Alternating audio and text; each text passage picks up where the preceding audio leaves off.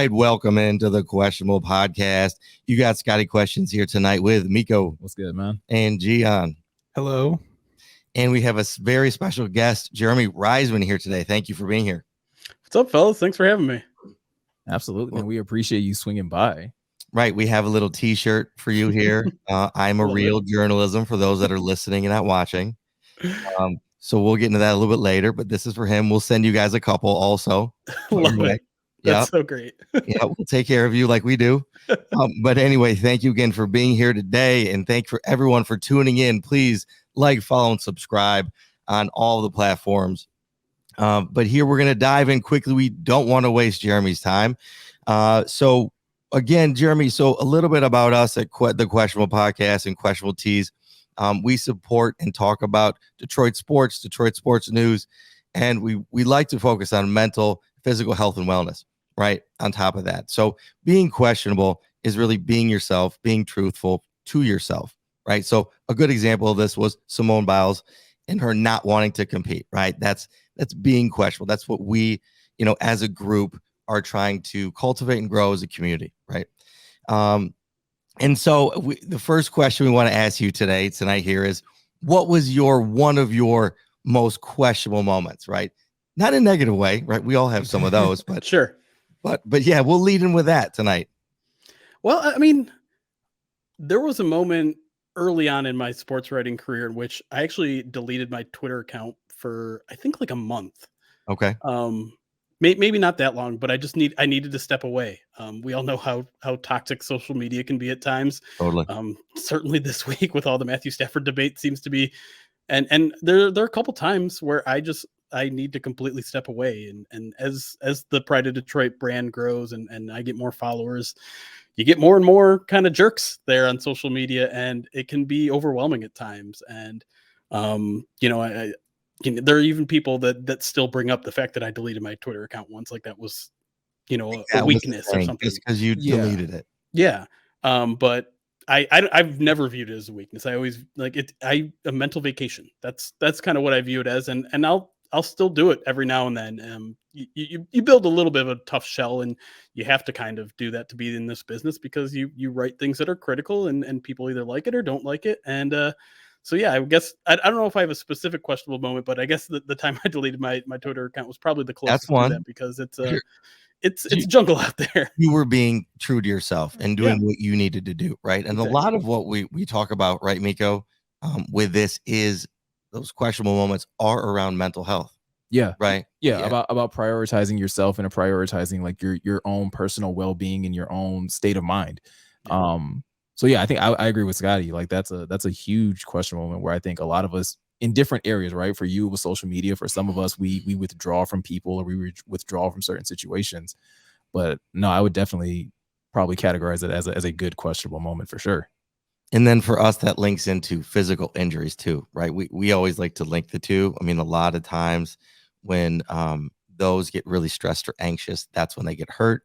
We talked about Conor McGregor and that injury, and we compare that to what he was going through mentally at the time and why he was forcing that, whatever. And OBJ, even we could talk about that tonight, which we won't, but he has so much emotion in that game that he re-injured his, and it wasn't on anything crazy. So to me, that's a moment where it was all built up, and it's unfortunate, but thank goodness he won for him.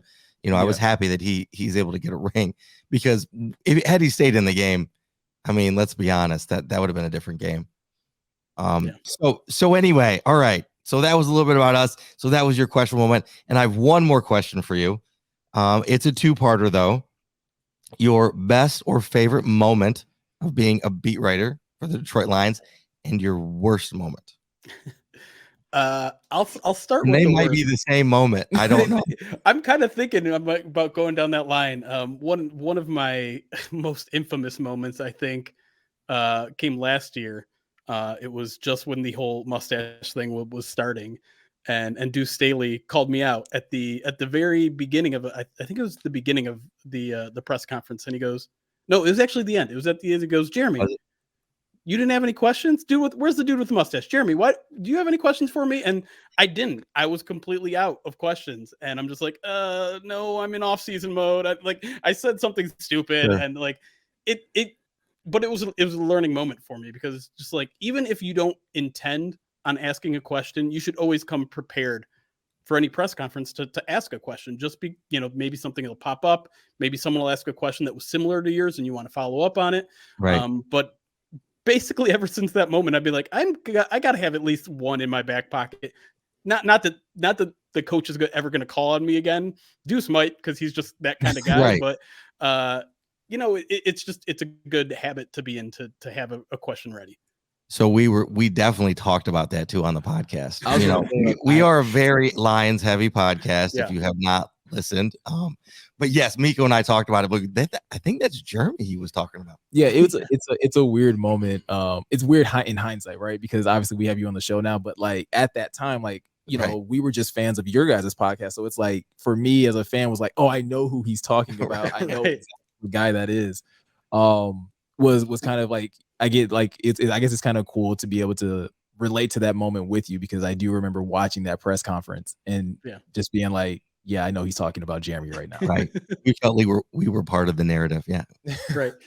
As for the best moment, I mean, I feel like it just has to be, I don't really get starstruck that often anymore, but last year we got to interview Deuce, we got to interview Barry Sanders, we just interviewed Aiden Hutchinson. I heard that. Nice job. It's kind of blowing my quick. Yeah. I mean, those Super Bowl hits kind of have to be quick, because they've got like 200 interviews lined up. But just being able to meet some of those guys, guys that I've admired from afar, is pretty amazing. And I think it probably has to be topped by Barry Sanders.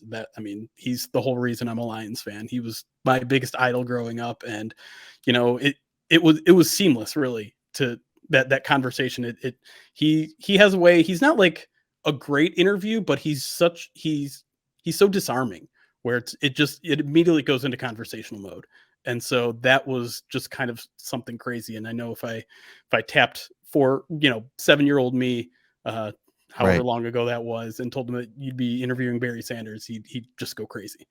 I mean, same. I think the three of us here would agree. Like, just to stand next to him and have a conversation, let alone interview him, I think that'd be sweet. I mean, I don't know what I would ask him, but I think he might, to your point, if you got and asked the right questions, you could get him down a rabbit hole. Mm-hmm. Right.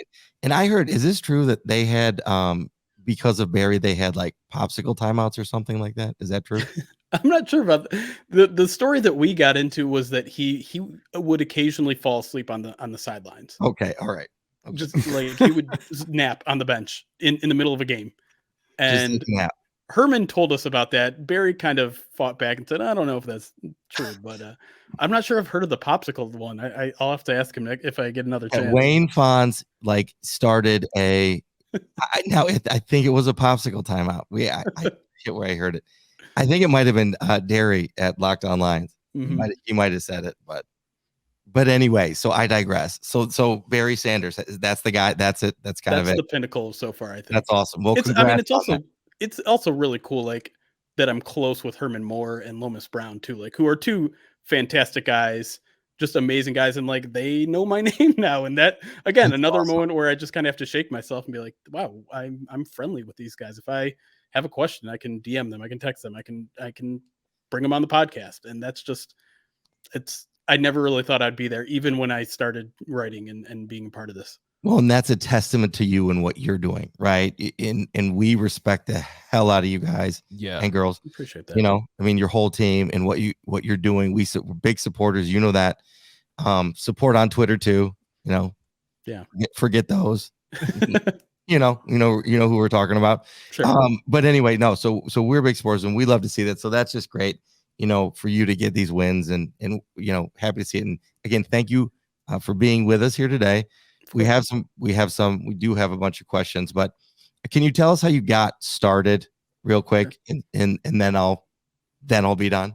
Yeah. It's not a route to this job that most people take, and it's not one that I would necessarily recommend. I didn't go to school for journalism. I actually graduated with a psychology degree.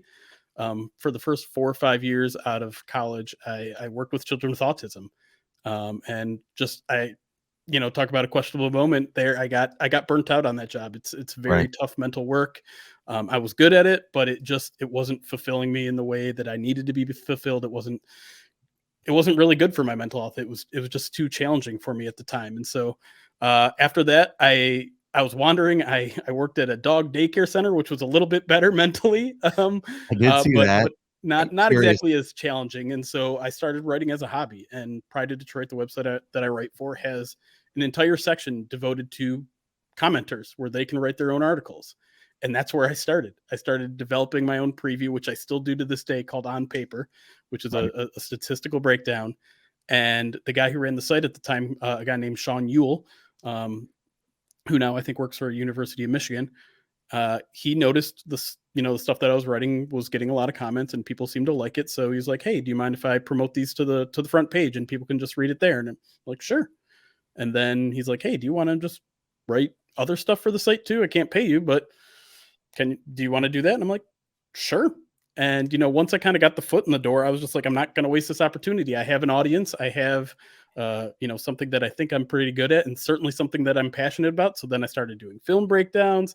Then I started doing news stuff. And when the time came where Sean was going to move on, he was the first guy that I was the first guy that he recommended to take over the site. And then I got my foot further in the door and I'm like, okay, I guess I'm doing this. And I was working, I still wasn't getting paid that much. So I was still working the other dog job at the time and just kind of balancing. But I made sure to put a ton of effort into the site because I sensed once I started to really do it, that's kind of what I wanted to do. And I sensed that there was plenty of room for the site to grow. We kicked off the podcast that year that I took over. And, a couple of years later, we got, the pod. And then, we played around with video a bunch early on, and now we're on Twitch, and we got credentials my second year. I think I took over. And then I was like, all right, I was in LA at the time by you guys. And, I was like, well, if we have credentials, I guess I'm moving back. And so I moved back to Detroit and kind of the rest is history. It's not, like I said, not exactly a conventional route to take, but I like to think I put a ton of work to get here. Well, congrats on that. And Gionne is the one that's in LA. Meko and I are in we're east of Detroit here. So we're local. Okay. Yeah. Yeah. No, but I think that's a real inspiring story. Honestly, I think for us, trying to start down this road of again, like Scotty said, like you guys are kind of an inspiration to us because seeing how diligently and how well you guys do your jobs over at Pride of Detroit, I know for me personally, like gave me the belief that like, okay, I could, if I am good enough with my opinions and if I'm, clear and concise that like, maybe I could potentially like, have a platform of my own. So, I think it's really cool to be able to see you guys do what you guys do. And it's a real testament to the hard work that you guys put in. I appreciate that. Yeah. And that's what I tell everyone who asks, what advice can you give? And it's literally just putting in the work every day. And Sean was a huge inspiration for that because he ran that whole site by himself. You look at the stuff that we put out now. I do a fraction of the work that I think he did. But when I took over, I felt like I needed to do all that stuff. I needed to do news. I needed to do analysis. I needed to do film breakdown. And the game of football is also, it's just so deep. I mean, you can learn so much about the strategy. You can learn so much about the CBA, about contracts, about the rule book. Like there's just so many, wells you can go down and you kind of have to for this job. You have to be a cap expert. You have to be a rules book expert. You have to be a draft guy. You have to be a free agency guy. And it's tough and it's hard. And it's nonstop because the game's constantly evolving. The rules are constantly evolving, all that sort of, cap is moving, all that sort of stuff. And so it's a lot of work, but if you value it, you kind of dive in head first and all that stuff. Well, speaking of cap and free agency and draft, like that is one of the main reasons that we brought you on today is because, obviously you cover the Lions so closely and we wanted to be able to give our audience at least a little bit of insight into a couple questions that we had and hopefully provide them some information as far as what they can probably expect from the Lions this offseason. Yeah, we'll try and do our job now.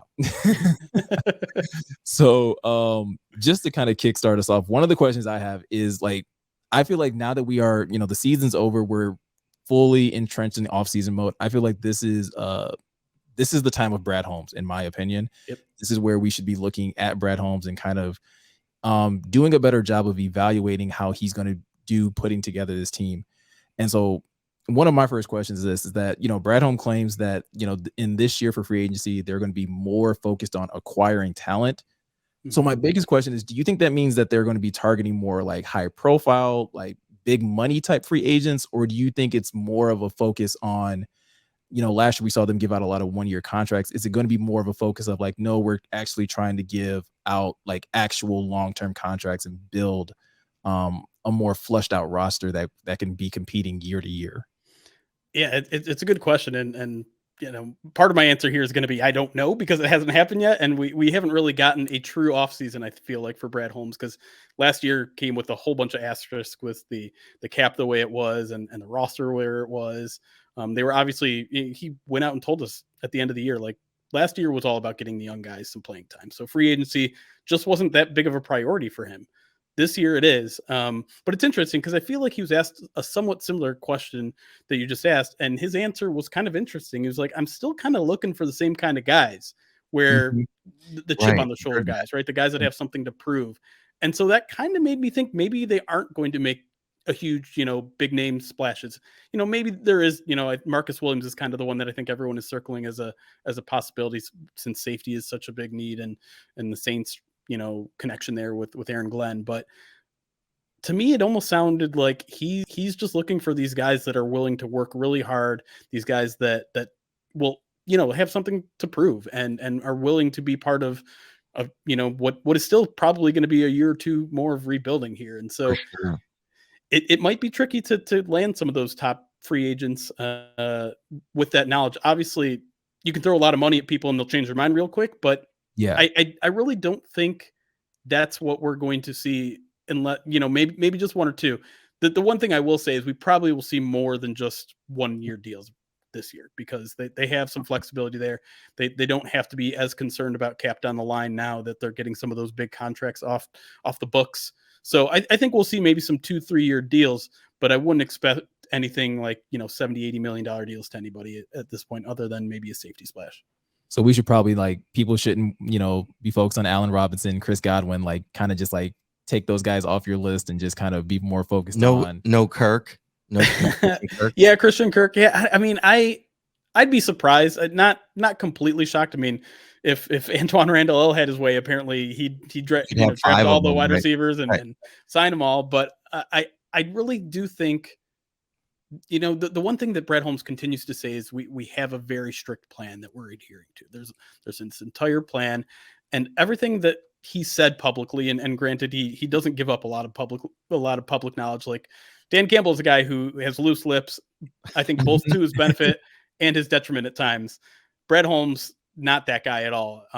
But everything that I get the sense of is he's taking things slow, and he's not going to do anything drastic, and he's going to take things methodically. And I think that's probably the smart way to do it right now, because spending a bunch on flashy free agents, I don't know if that's the right move for where this team is at right now. They're not in a place where they can add some guys and suddenly compete for the NFC North, or suddenly compete for, an NFC championship or anything like that. So free agency will have its time, but I think, a lot of people like to point to the Bengals, a team that just made the Super Bowl, and they did make a couple free agent splashes at this point in their rebuild. I think they got DJ Reader at this point. And then they got a couple more the following year, this year. But I'm just not sure if the Lions are ready to do that, both in terms of their cap space and in terms of where the roster is at. Okay. Do you think it's also a culture thing right now, Jeremy? Like, really, like we've talked about this, and I've been really championing Dan Campbell and the way in which he's been able to come in, get guys that have only won 3 games to still at the end of the season interview and be like, oh yeah, I'd play for that guy, run through walls for that guy. Yeah. I don't know that I've ever heard that on a 3-win team. So you got to give him credit, right? He's done his job. He has changed the attitude. And because he's been successful in doing that, and I think so successful, is that maybe why you see maybe Holmes maybe pivoting to like, okay, we can stay here instead of having to do that. Again, I don't know. I'm just I mean, I think there's something to that for sure. And you hear the way that the coaches talked about some of those players, that they have a lot of restricted free agents, unrestricted free agents, a lot Right. that I think most teams would consider moving on from, but they kind of sound like they want to bring a lot of those guys back. And, we'll see in this upcoming month, but like a guy like Jalen Reeves, maybe even a guy like Alex Anzalone, guys that aren't really top tier starters that this team is going to need to win a Super Bowl, but decent guys who buy in, like you said, just they're happy to be there. They're fighting their butts off all 4 quarters for all 17, 18 weeks. And that means Right. something while they're, continuing to build this, this culture and this regime. So that's an interesting point, because I think for me personally, it puts me like in a rock and a hard place for 2 of my questions, because they're kind of like right in the middle of that. Yeah. That's why I said it. I'll go with my second question then, which is kind of more so what you were talking about with Jalen Reeves, maybe, and a lot of these unrestricted free agents. Are there a couple guys that you feel like, like these guys are going to be high priority guys? Some of the guys that maybe that are unrestricted free agents, or guys that only got 1-year contracts, where you're like, this guy did enough during the season where you could see that he would probably be a high priority for this team to get back, for the next season. Yeah, I mean, he wasn't one of the 1-year deal guys, but I do think Tracy Walker is absolutely the team's number 1 priority in terms of free agency. I mean, the guy is completely bought in. The guy, I just keep pointing to him as the example that I think this coaching staff is exactly what this team needs, exactly what someone like him needs to, because last year, man, that guy couldn't have been more bumming in the end of season press conference. He just looked miserable. He was frustrated with how the year went. Obviously, he was going through some personal stuff too, but he just didn't seem like he was in the right place. And then you contrast it with how he was at the end of this year. Like, he finishes the season with the game sealing interception. He's playing a lot better, especially early in the year. And he just speaks, he speaks so highly of this coaching staff that it's hard to imagine that something's not going to get done now. He's also very young. This is his first opportunity to get paid. And that is a big motivator for these guys. And so the Lions are going to have to come up with a fair offer.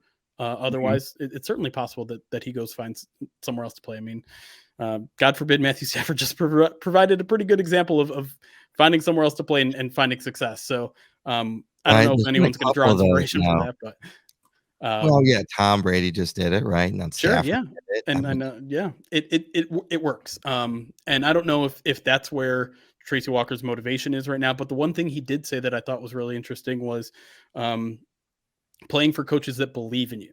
That matters to him a lot, and he knows he has that in Detroit. He absolutely knows he has that in Detroit, and you don't know wherever you're going. That's not a guarantee. Even if they throw you loads of money, that doesn't necessarily they know you, they know how to use you, which is also something that this coaching staff knows how to do. I think that's one of the things. Oh, John, go ahead. Sorry.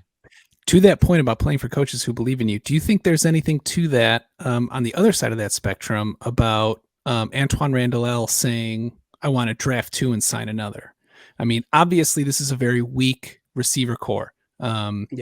But and I know that we're all kind of married to them as homers, but just do you see, Anzalone, Barnes, all these guys have the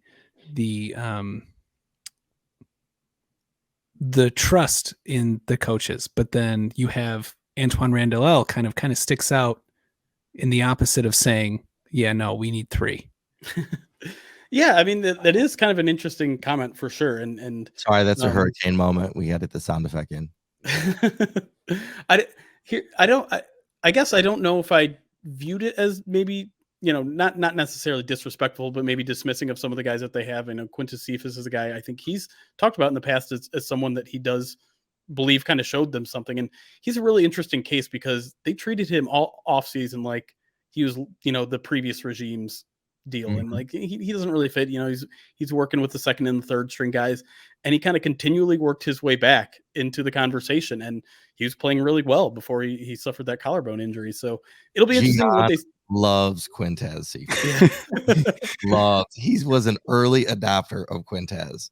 Well, I just like his style of play in that, he's not going to burn you on his route. He's not going to, but like, he's just, if you and me are in, lockstep and the ball's in I'm just going to beat you, like, physically. I'm just going to overpower you and I'm going to come down with it. And I think that attitude that, there's that draft video from last year about Brad Holmes and Dan Campbell talking about how they want ass kickers. Yeah. And that phrase, ass kickers, has stuck with me, and that's how I'm viewing all of our draft prospects and all the guys that are getting talked about. Who is the biggest ass kicker out of, this wide receiver core, out of this linebacker core, out of X group, Y group? And I think Cephas just fits that bill of just being an ass kicker. Yeah. Certainly Amon-Ra does. I think we can all agree with that. Yeah. I was gonna say Amon-Ra and Penei definitely like check. Yeah. To that point, so John, you did an awesome job of teeing up my third question on this, which is, so Scott pointed out earlier about culture, and Dan Campbell and Brad Holmes have made no qualms about the fact that they're looking for tough, gritty football players, guys who are willing to work. And I think on one hand, like, that's great to hear that you want that type of football team. But then there's a part of me that starts to become a little worrisome, where it's like, are they so focused on these like character traits that they could potentially overlook talent?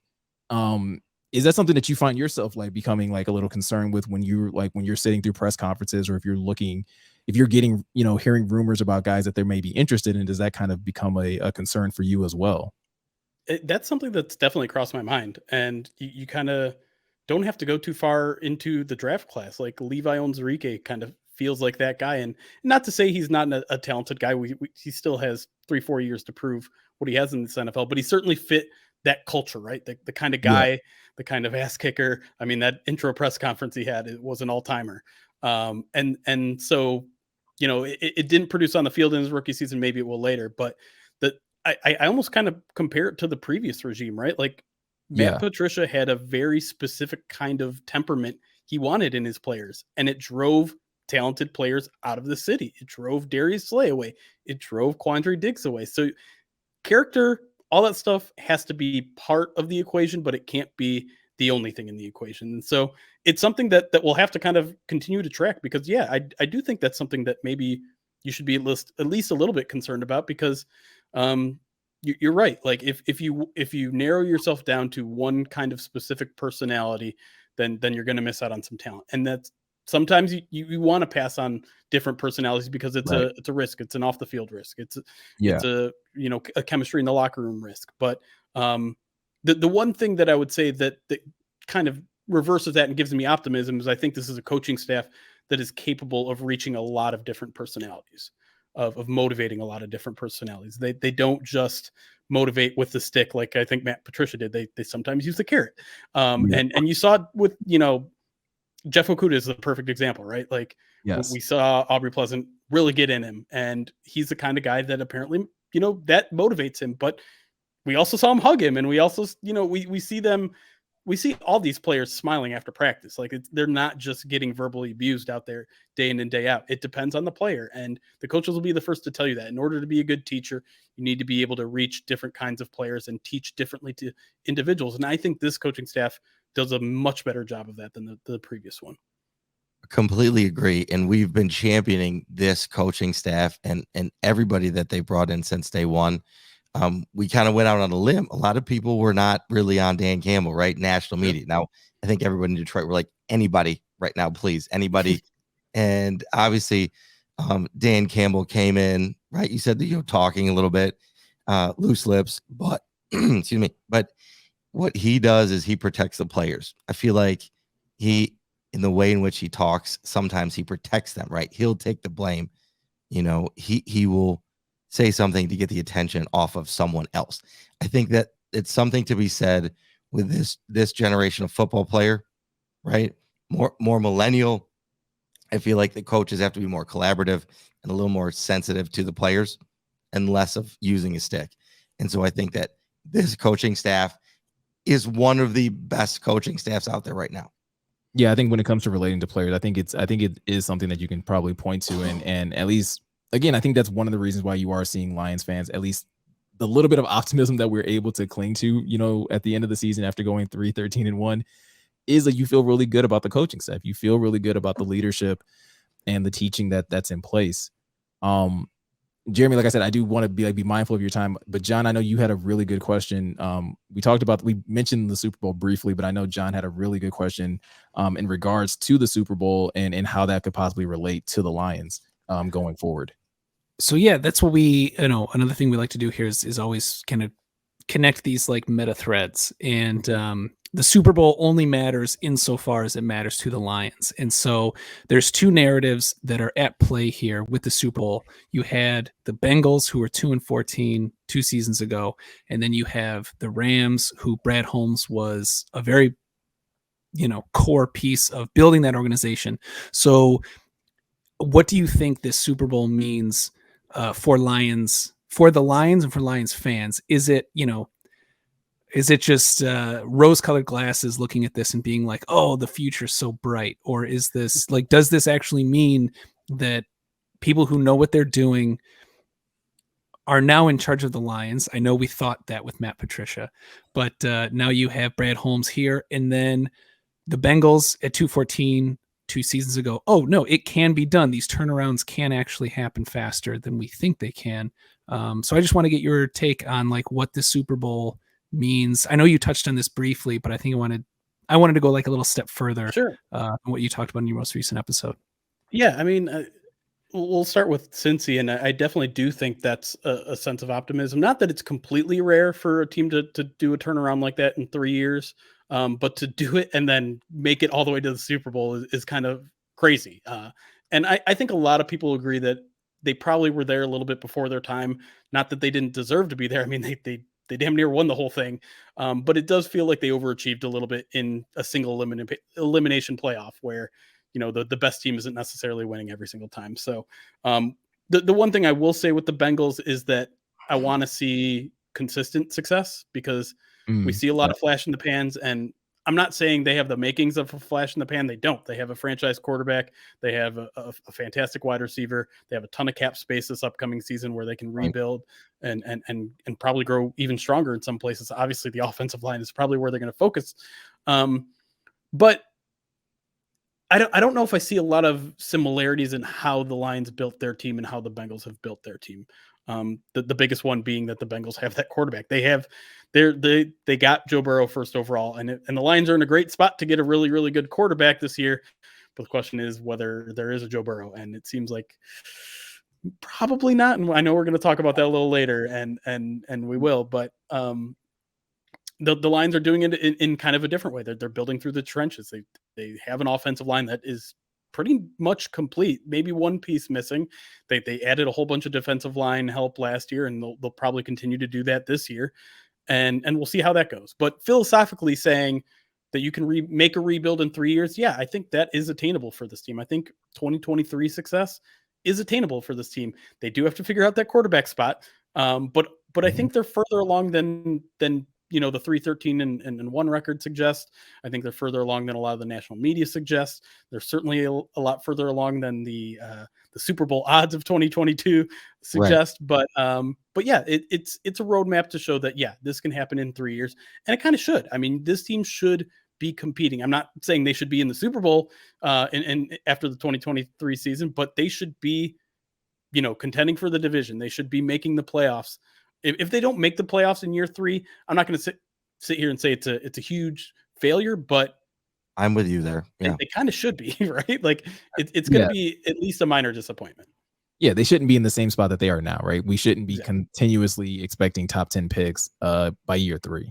Yeah, and I'm kind of hoping we're not talking top 10 picks next year, if we're being honest. Oh, please, you're right. Absolutely. But, yeah, as for the Rams, it's always hard to tell when you pluck someone from a front office that isn't the one making the final decisions, right? When we don't know exactly what Brad Holmes did in Los Angeles, how tantamount he was to picking some of the success stories that they were, whether it was John Johnson, before he left for free agency, or we know he did kind of pound the table for Jared Goff, and so that is either a plus or a minus in your book, depending on what you think of him. But Aaron Donald, he was part of that decision, but probably not the only one. Ask about Aaron Donald too? Didn't they just inquire? Yes, when they made the trade, you want to throw Aaron Donald in there? You gotta probably ask. Pretty quick now. But but he learned a lot of things over there, right? He knows what they did and how they found success. He has all the quote unquote secrets of their front office. So, Brad Holmes to me is kind of the final piece of the equation that I'm still have a big question mark. I can't really judge him too much on based on what he did in his first year, because again, it was kind of this weird special year when it came to free agency where I don't think they put a lot of effort into it on purpose so that they could play their young players. They didn't have a lot of cap space. And then with the draft, we're just kind of have to wait and see. I know a lot of people wanted him to take a quarterback, and I certainly understand that point of view. But it seems like they got a pretty talented guy in Penei Sewell, and they got a really talented wide receiver in round 4.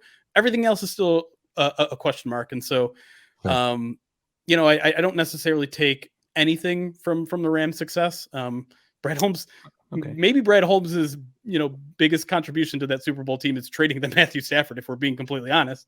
But overall, I'm just kind of in a wait and see mode with Brad Holmes, and I'm not ready to say, well, the Rams succeed, so it's going to happen here too. That's fair. That's fair. I think another thing that you pointed out when you applied it to the Bengals, but I think it still also applies even to the Rams and in a sense to the Lions, is that consistency, right? Like you want to be able to say that before we can give a lot of credit to Brad Holmes, it goes beyond just like having good draft classes, but those draft classes being consistent year to year. It's great that Penei and Amon-Ra and even Aleem McNeil played, relatively well in their rookie seasons, but what really matters is that progression, or at least that upward trajectory year to year. I know something else that you mentioned, though. You mentioned quarterbacks as far as it potentially being a need. There is an individual on this show who is basically pounding the table for the Lions to draft a quarterback. I will admit, at one point in time, I was as well, but then the second half of the season kind of happened, and then I kind of like backed off the gas pedal on that. So Scotty, I'll turn it over to you as far as your quarterback question. Well, I mean, Meko, you had me pull a car crash for Jared Goff. Sound effects. I mean, I'm just saying. I think I still have it here. I don't think anybody would argue that he was not a car crash in the first half of the season. Yeah, that one. Yep. Meko let us all know about that. So in saying that, Jared Goff, I think he obviously came along a little bit in the second half of the season. I don't think he's our guy. I just don't. Now my question is, and Jeremy, I know you were down at the Senior Bowl. Yep. That had to be interesting. Listen to your pod, listen to your feedback. It's a lot going on. And I think that the Dan Campbell being down there, will that influence their decision on picking one, right? If they weren't there, potentially, I just have a feeling like if they do pick somebody like a Malik Willis because of his leadership, based on what you were saying and what I'm hearing, the way in which the guys rallied around him, I feel like that's a pick that they might make because of it. I don't think they're going to move their draft pick for it, right?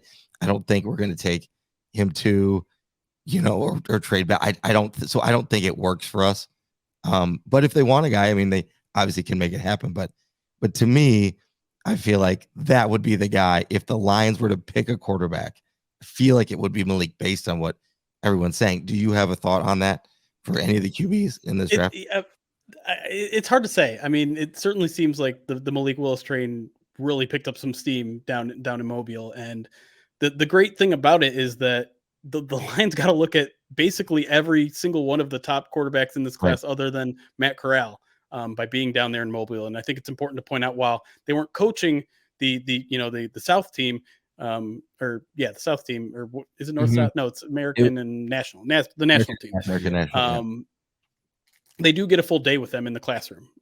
That Friday of that week, they got to kind of switch rosters and just talk to the other guys. And so they got a good look at everybody. And I think that's important. And so, yeah, I think it's certainly possible that they fall in love with one of these guys. And amongst the guys that impressed the most, it probably was Malik Willis. If it was anybody, the one thing I will say though, is even before the Lions were named, the team that was going to coach the Senior Bowl, I remember Dan Campbell specifically saying, you have to be careful if you get that, because you do not want to hyper focus on that group. You do not want to want to do exactly that. You don't want to fall in love with some of these guys, because you can't forget about all the other ones that aren't here, all the underclassmen that a lot. I mean, but Dan Campbell might not be able to help himself. He does at times. I do feel like he's a little impulsive, but there's a lot of people in that room, right? There's a lot of GMs and assistant GMs and Dorsey's in there and Disner and all these people that are hopefully holding him back. Probably not an easy guy to hold back, but Sure, right? I mean, it's interesting. He is a massive man. I met him at the Detroit Grand Prix.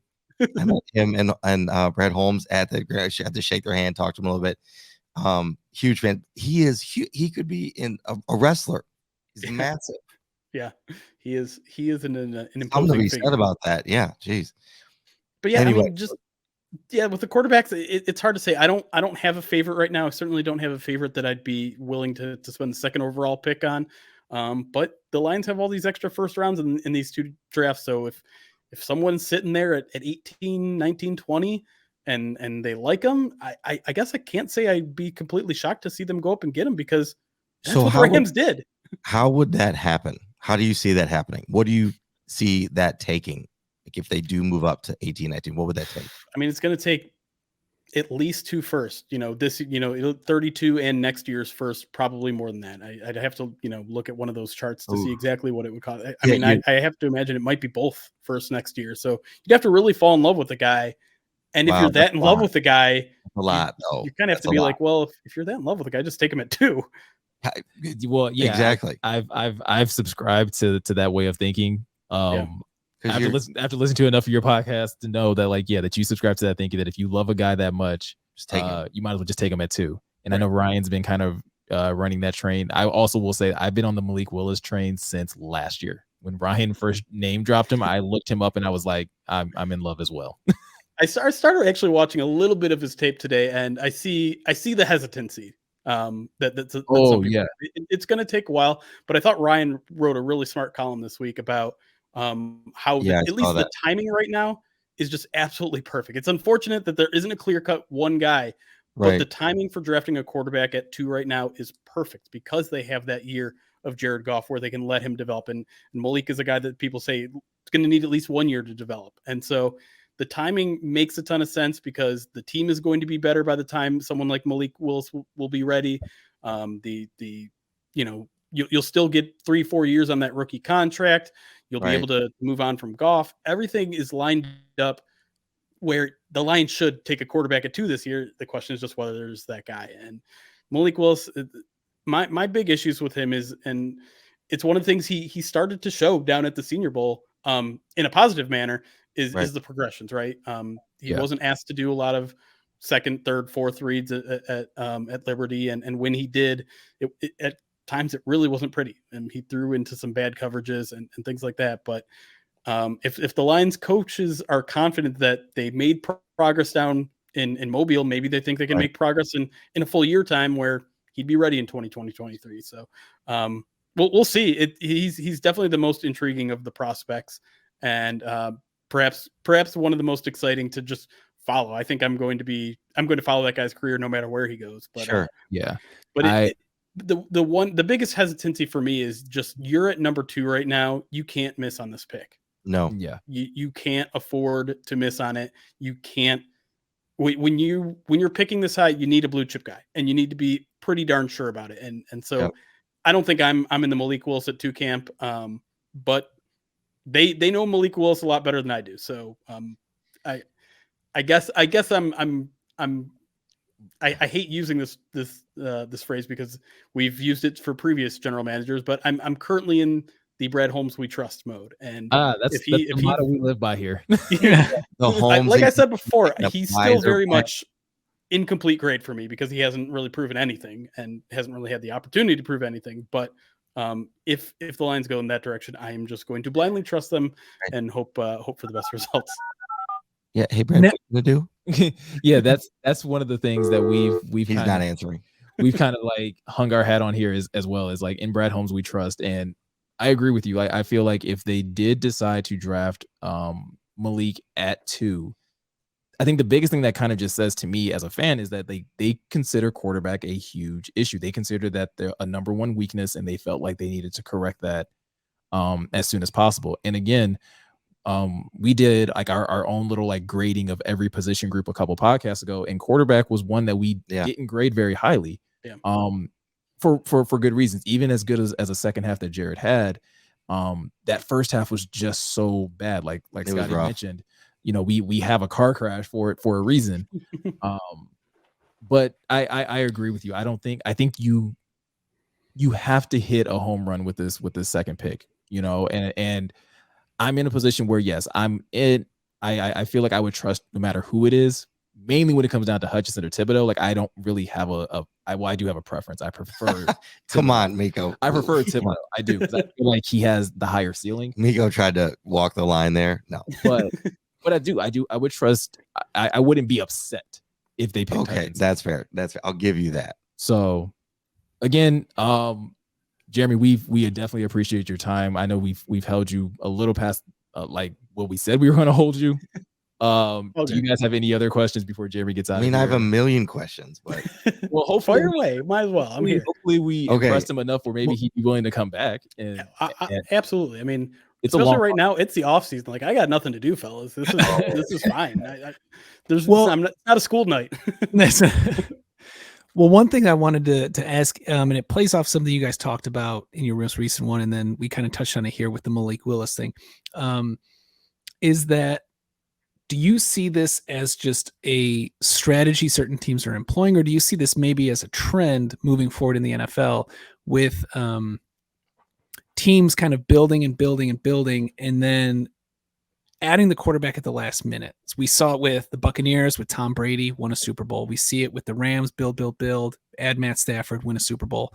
And now you have Russell Wilson's unhappy. You guys talked about Kyler Murray, Aaron Rodgers. So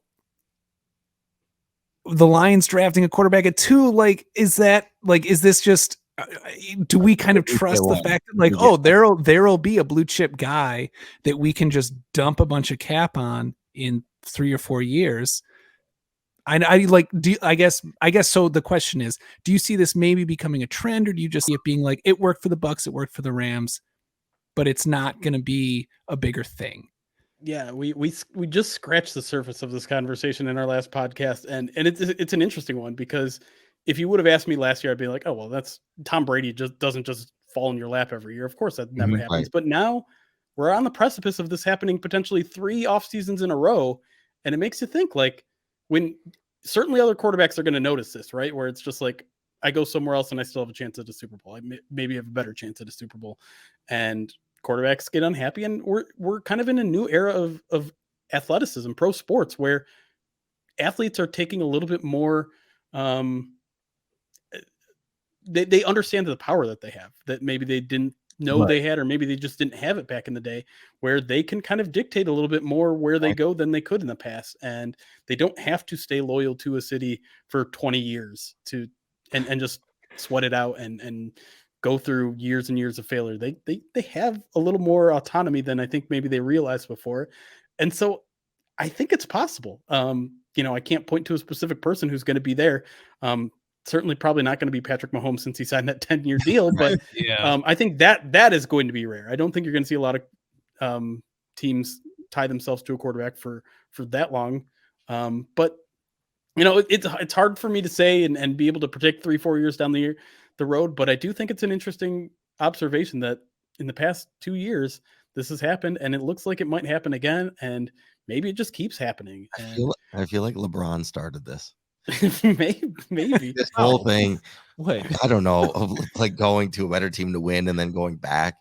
Well, I think to Jeremy's point, though, I do think it's a culture shift in the NFL, right? Like, to players understanding the power that they hold, especially when you play the quarterback position. And then I think you are getting, GMs and ownerships and teams that are willing to be like, you know what, if we can get 2 or 3 first-round draft picks over the next couple of years, where we at least cushion ourselves to where we can maybe take a couple gambles, after losing this person, then sure, why not? I don't think in the past you would have seen, top tier quarterbacks traded like this to contenders of all places. Like, not just traded, but you're trading them to contenders. Like, we traded Matthew Stafford knowing good and well that the likelihood that he could make it to a Super Bowl was high. People probably debated whether he could or not, but the likelihood was definitely high. That was the expectation for the Rams, at least. The other part of this conversation though is the conversation we had earlier, which is about sustained success, right? Right. If you go all in like the Rams, how long will that last? How long will you stay atop the mountain? Yeah. Tampa Bay, As Stafford is healthy.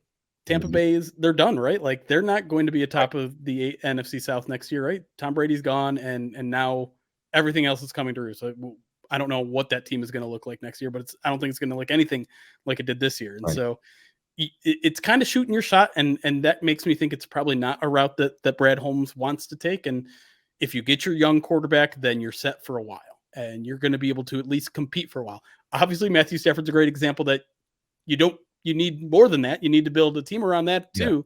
Yeah. But you can stay competitive. You can kind of expedite the rebuild if you find the young quarterback instead. But maybe this gives Brad Holmes kind of the idea where I don't have to force it. I don't have to force trying to get a quarterback, because if I build a team and do that for 2-3 drafts, well, then maybe I can start being aggressive. Maybe I can find, I don't know, Matt Ryan on his last leg and give him a shot at a Super Bowl. Bad example, because I think you shoot a little. I think you shoot a little higher than Matt Ryan. But I was gonna say he's just like, I'm just trying to think timing wise. Who is a quarterback that's going to be kind of on the last leg of their career looking for a Super Bowl in 2 years? Yeah, no, I totally get it. No, I Matthew Stafford. I think that's where I think that's where they're going with this kind of slow, because I think we get sucked into these sort of micro narratives because but Twitter's instantaneous and all of this news comes out. We're on the 24-hour news cycle, but I think guys like Brad Holmes, I think they're patient, and I think they know, just like you said, sustained success. What does that look like? Well, it means slow and steady. Yeah. And I think, and we talked about this a couple episodes ago, I think the San Francisco 49ers are a great example of building from the trenches, of how far you get when that is your plan, when that is your model. And I think, because Jimmy Garoppolo is certainly no Josh Allen, he's no Patrick Mahomes, but they were there all the same, and they beat the Packers, and they beat Aaron Rodgers. Like the Packers. Let's not understand. Yeah. But yeah, so I think that like that model of just slow and steady, O-line, D-line, and everything else will fall into place. I don't know. And I think the point, I really like that point you brought up, because I think we also tend to hyper focus only on the Super Bowl winner. Like, we don't pay attention to the teams that didn't win, but like the Chiefs are built to win for a long time. The Bills are built to win for a long time. And those are guys that built around getting a quarterback really, young and like that. And so, the Super Bowl winner is not the only way to build a team. And yeah, I am a strong proponent of the Super Bowl winner is not even necessarily the best team in the NFL.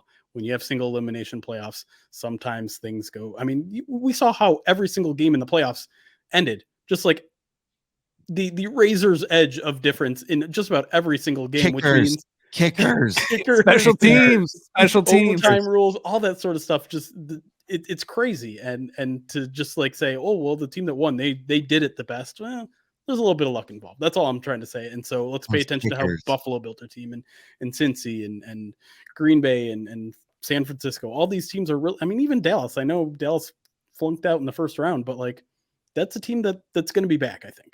Yeah, I love that point, because I think when watching the early rounds, because I think to your point, right, like you kind of get super laser focused in on like, well, it's the Super Bowl, so now we got to focus on these two teams, right? But now that everything's over, you can kind of like pull the lens back. And one consistent thing that I noticed, at least from looking at all of those playoff teams, was like, okay, well, they had yes, great quarterback play in most cases, or at least consistent, like right quarterback play that you could trust going into a game.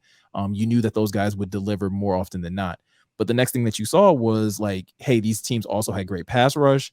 And then they also probably had like, an outstanding set of weapons that were delivering.